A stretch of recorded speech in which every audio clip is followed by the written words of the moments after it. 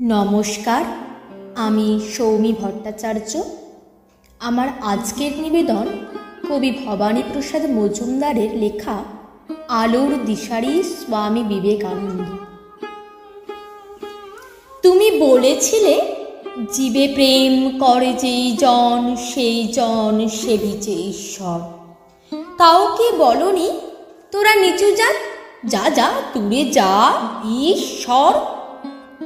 তুমি বলেছিলে, অজ্ঞ মুচি ম্যাথর তোমার রক্ত তোমার ভাই, তাই আজ এই বিপদে সবাই তোমার প্রেমের স্পর্শ পায়।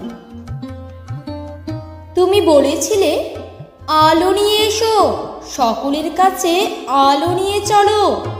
আলোর দিশারি বলো আজও কেন তোমার দু চোখ দেখি ছলো ছলো।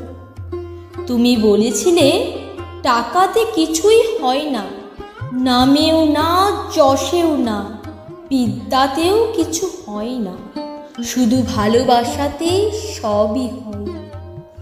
তুমি বলেছিলে, সত্যের জয় হবেই হবে, আজ হোক কিংবা কাল হোক। সত্য ধর্ম পবিত্রতা অবিনশ্বর, তার আলো ঠিক পাবে এলো।